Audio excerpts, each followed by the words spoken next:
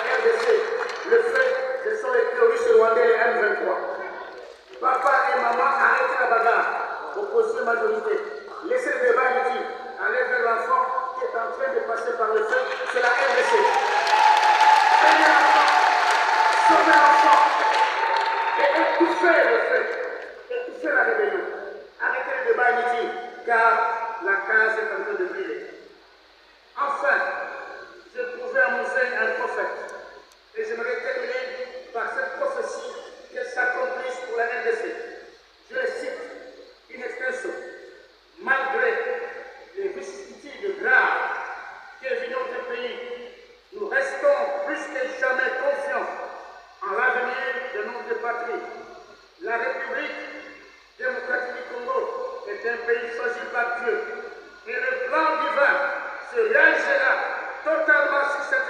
africaine du Congo démocratique. Quelles que soient les tentatives humaines, intérieures et extérieures, le Congo vivra, le peuple du Congo vivra et nous serons protégés de notre terre. Que Dieu bénisse. Amen. Son compagnon de lutte. Effectivement, j'ai été compagnon de lutte de Mouzé. Ce que je retiens de tout ça, Mouzé a semé, a planté une semence qui est en train de pousser, qu'on le veuille ou pas. Et cette semence, ça s'appelle ne jamais trahir le Congo. Et de deux, qu'on le veuille ou pas, cette semence va grandir, l'arbre va produire des fruits et ce n'est pas pour longtemps. Quel est votre point de vue pour ceux Je crois que j'ai dit beaucoup de bonnes choses. Non, oui, c'est ça. Quel est votre point de vue par rapport à ceux qui se liguent derrière le M23 et qui quittent PPRD pour agresser le Congo? Je suis ministre de la Défense, j'ai à traiter cette situation-là. Laissez-moi me reposer aujourd'hui. Il y en a qui sont responsables, allez leur poser cette question. Mais parce que vous devez retenir ceci.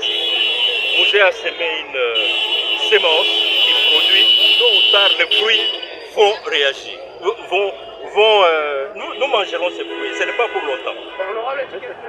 Le cercueil de cet enfant du Katanga parcourt les rues de Lubumbashi. 20 ans ont passé depuis ces images et le mystère de la mort du troisième président de l'histoire du Congo reste entier. Plusieurs pistes ont été avancées. La vengeance d'hommes d'affaires libanais, l'implication du voisin rwandais.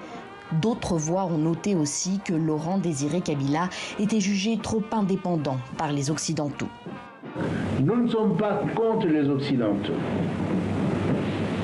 mais nous ne sommes pas d'accord avec eux lorsqu'ils ne veulent pas que les intérêts de notre peuple soient défendus. Retour en 1997, l'année de son ascension. Après des décennies de guérilla, Laurent Désiré Kabila réussit à faire fuir le maréchal Mobutu. Il accède finalement au pouvoir. Je jure fidélité à la nation. 4 ans plus tard, qui commanditera son assassinat? Le présumé coupable se nomme Edi Kapende.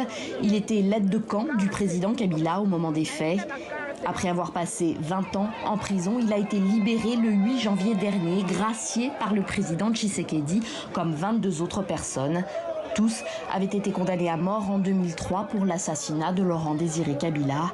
Edi Kapende, lui, a toujours clamé.